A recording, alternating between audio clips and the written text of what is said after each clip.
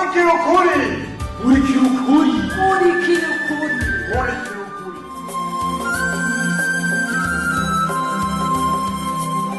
Ubuheruka muri Murikira Ukuri. Ariko mugavugisha ukuri nawe nk'iyi video wibaza ko hari yindi TV ayi rusangi usangamwo image nk'izi igora nawe aratesa kamara none kutambira kwe dukonde cyane uwe nta kigoye kiri mu gipi wegenda ukuri utiri gusa nivyakunda mama nzoca nakubwira kapiteni w'ubwo bwato Byahavuye bigenda gute? Toyoyo. Oi. Komaza tarashika. Twe turavugana uko tuzokorana. Bon.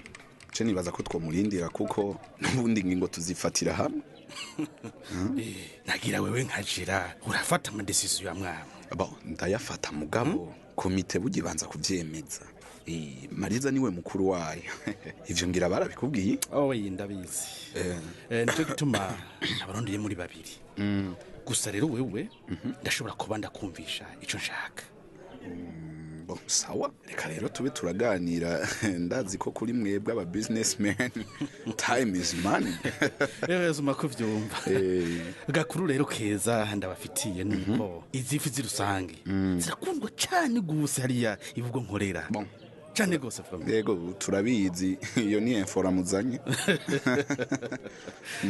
Burya rero zijya mu mpa zimbana nke kwisoko.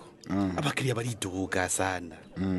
Rero ncabona ko nkwiye kongereza quantity. Ndashikana nyinshi gusumba. Ico kirumvikana funde kuri je ndagushiki. Rero nje kubabaza wowe na Mariza ko muniza burya bwato bwa izine. Uravyumva? Ndamukoti. Abajewe nyene na equipe yanje etubukoresha. Ushaka gukota ubwato bwa izine rero? Yego. Imumbwira ngahe gusa no buriya ku kwezi. Okay. Hanyuma nimenye. Bon, je nakubwiye ko nafata ingingo ndumwe. Nabyumvise me. Ico niwe kimfasha kirengana ko Mariza. Muzokwama commission. Muzoshima. Gute. Ati gute. Ibyo nzovyimenyera. Ubuze gushigikira proposition yanje. Uyaje nangora ngene zogutungisha mu mwanya muto. Hamwe tazobugikeneye kwirigura tona gakuri izindi. Ibyo birashoboka. Cyane gose. Mu mezi makeya cyane. Uzobukwije nawe umutahi. Uce businessman nawe. Okay. Ukire kuba umushumba w'abandi. Aho rero uvuze kuri nkora ngaha nkora. Erega ntade nifitiye Imana afunde. C'est ça. Umugambi ndawumvise uratomoye ukuri niwo. Naje ni mushire mwoye. Ngo warashitse. Karibu Madame Mariza. Abaneza phone. Amahoro neza. Karibu cyane. Ni sawa murakomeye. Mwakoze kwihangana nacerewe cyane. Ariko mvugana n'umuntu hamazana ibibazo birebire urumva mu mwanya ucuransiga sorry vraiment. Oya birumvikana. Bon, je naciye mba ndamwakira. Ahora aranshira ku mayange rero iciyumvira azanye. Yego. Nico usanze burya ndiko ndikugura. Nukurikira tomo. Wakoze gitoyo. Ndumva rero mwacunguye umwanya umwe cira ku mayange rero numva nanje. Mbanje gushima ko mwanyakiriye mukanyumviriza. Yego. Nkuko nariko ndabisigurira toyo mu kanya gaheze ibugo barakunda cyane izifi zino. Yego. Rero nashaka kongereza quantité. Oui. Ega funderi.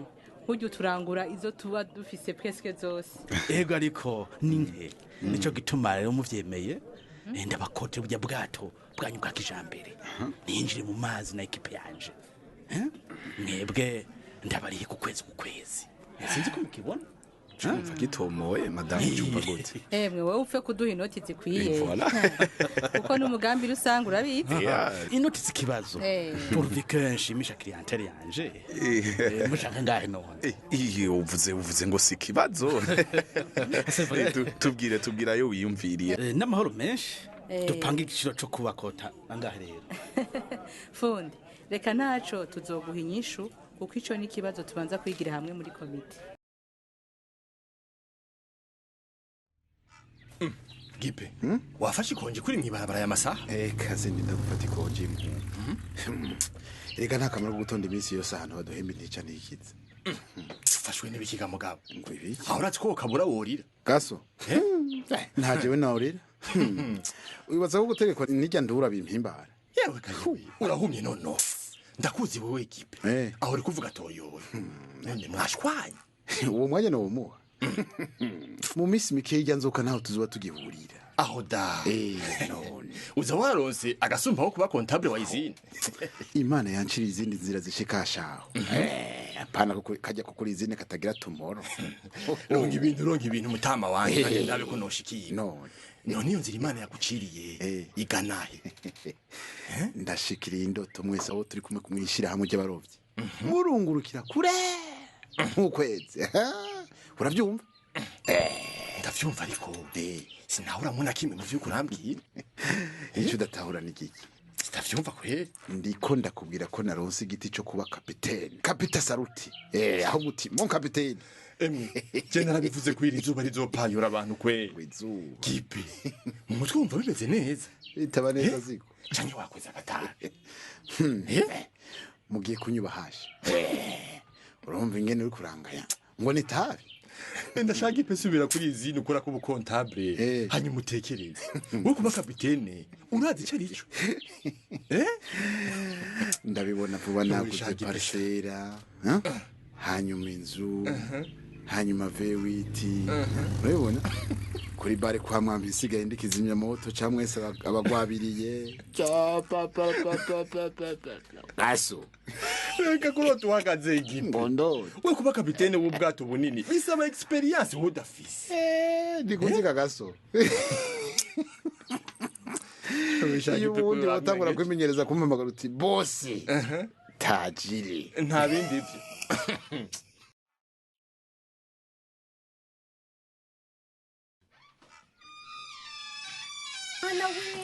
bashira mukobwa aho yicariye yo ndagowe mani uranyica utangiye kubera ko tuja muri salo sindide guhitana prime uyashari sinabivuyemo ima juste iminota 5 n'ukuri mbanze nkusura iyi video igoha ndungikiye niyo yipostasha ntayicishije kwa maso ngo ntibyizana biraronderwa reka kwitwengera sha kandi web tv nico gituma ikunzwe prime mabuja abanza gusuzuma reka shareka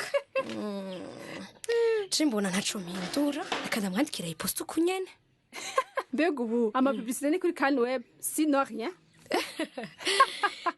naguhindura umurongo ewe nukuri ndabikesha funderi vraiment hajya kumenyana n'aba boss ni diri komenda kubwiye aba bagenzi biwe baba boss yarabazanye kuri kandi web tv nico gituma donc ni publicité zabo zikurakurana umwanya wose exactement kandi rero hajya niko kanoti kaba kariko karayinjira ewe kanyenyeri wanje rabaye mukiye kweri reka jare fundera aragushikanye kuri professionnalisme wari waraririye kuva kera basi cyane n'ukuri en tout cas aranyinjije dans la cour des grands. Félicitations en tout cas. Merci. Ubu nyene fundera sa nuko kandi web tv yabaye gwiwe kuvyerekeye amafaranga misino imbere yuko dukorana narabanje kumutomorera neza ko jewe mfise ligne editoriale kandi ko atamunsi numwe kandi web tv zoposta ibitaye kubiri nayo jamais urarinda wa mukobwa we ari uranzi wihanije umubayere wawe kudifiza ibyo ashaka kandi uri gukoresha amafaranga yiwe gira yarumiwe neza na neza ari nategerezwa guhesha iteka sheni yanje fundera akamenya ko nubwo ari boss wanje en quelque sorte atavyo kunkoresha amakosa nzomwemerera none nk'ubu yashashavura agaca yanka kugufinansa nawe wacu bigenza gute igari sinamututse ikavrema naramweretse nyine icubahiro nka boss wanje hanyuma ndicungera sha mugana ivyo vrema nibutse ngene abandi bajene batare bake ngaha irusanga ibyabagoye gukora n'ababakoresha mu myaka iheze ibatse benshi ntibiyegarara ko nk'uko kwiwawe baratinya bakaba baniryo kuce bakuze batuma gukora cose ico nico catwishe gutinya ngo nuko ari ukuze akubwiye ikintu rumva ubahaye ifaranga wese yacacika ikimana cawe tukimagine yabakoretse icyo ashatse cose ntibiyumvira ingaruka mbi zobagwako. C'est ça. Uwo mutego rero niwo nase kugwamo kwa Funderi. Erega afise ivu ry'amafaranga. Ntagabiye yongura. Voilà, kuko habaye ikibazo niwe wishura nawe yiranyesha. Ibaze sha, kandi aho rero ububona neza ko ariko aragukoresha amafuti ugatinya kumwankira mutifu ngo nuko akuze. Navyumva. Ibaze sha. None hewe twasivye nitugende. Bana navyibagiye. Reka tugende mwiza. Mugabo wari uramerekeza no kurondera kabeho no panga. Nta kibazo.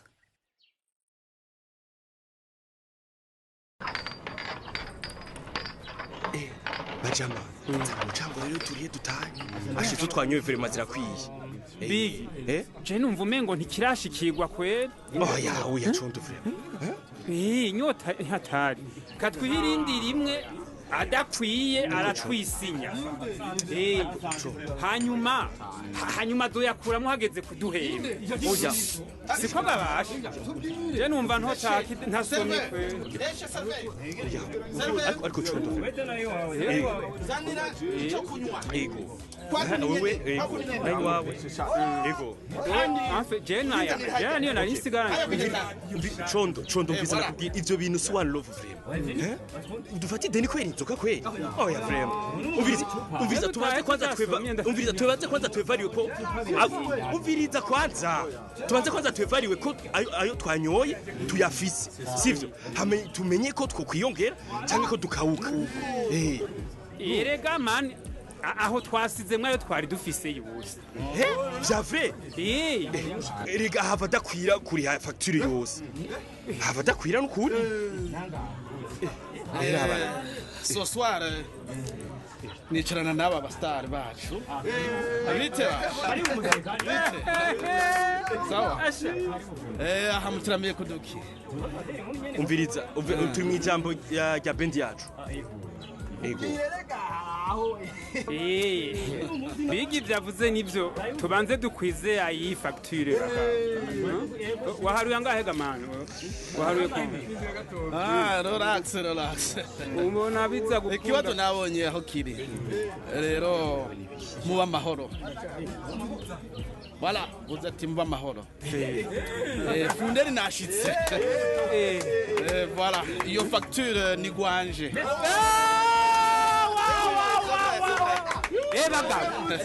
Bagabo ndababwira ntiwumva abamarayika bama bashika hageze. Oya kameme condo nasoni turirihira. Eka kwihagarara ko ntacufise. Urabizi ivyo urapfuye. Umwe wese nasubize mu mufuko wiwe utwo turu ariko muregeranya. Subiza mu mufuko. Ndabisubiyemo iyo facture ni kwanje. Oya umviriza. Funderi. Nibikeneye kuko tuko turabiregra entre nous. Ego. Big. Umvirize bagabo. Umvirize bagabo. Big nareke tuje kuri mitwere ya boss Funderi. Wani wana ko twari tutashe twumye bagabo. Musese ubufuma. None gashawe we. Urayafise yo kubarihira. Umviriza Funderi ivyo bintu bikuraba. Naho noba ntayafise. Urumva ndasinya en tant que chef wa band. D'ailleurs Big Jam. Allez, gabanya igifaransa ureke kwigira umushefu w'abantu batagutumye. Silence. Ukabari havuga inoti. No. Yezu kwa jewe Umviriza Funderi inoti ni kwawe. Sivyo? Nitugetse tugusaba ngo tuguriye. D'ailleurs. Hajya wumvise we nagushizemwo. Mwese babahe. Sauf uyu musi w'abagore Big Jam. Nagira usorora bendi. Uwo yigira shefu avugira ijambo. Ko bidaje bigaragara gusa. Shefu wa vrai hadi myota abantu biwe. Umviriza nahaguruka D'ailleurs. Condo mwihoti. Urumva? Reka genda comotse. Genda nyene. Nta kintu ushoboye atari kwiba abagore gusa. Genda haguruka. Funde. Erega nagira usororeye kubera umutima mwiza. Kumbe harimo akandi nyuma.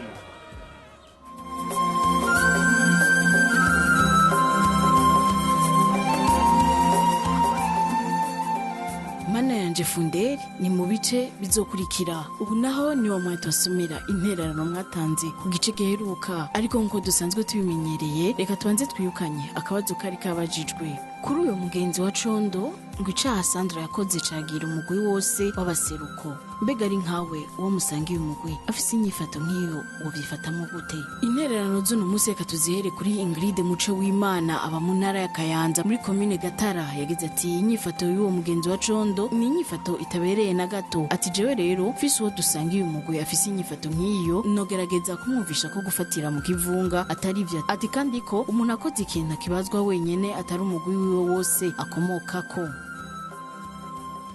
Haberisoni Kasilde w'imukike ku mutumba wa Mutobo yagize ati numvije ikiyago ca Condo na mugenzi we ati nk'uwo dusangiye umugwi yigenjeje nabi avuga imvugo zo gucagura amoko canke imigwi nogerageza kumuhanura nkamwereka ko inzira arimwe atariyo na gatatu ahubwo ko yogerageza kuraba ico umuntu amaze. Ati kuko hari naho boba basangiye umugwi akamutwara nabi bivaye n'umutima afise.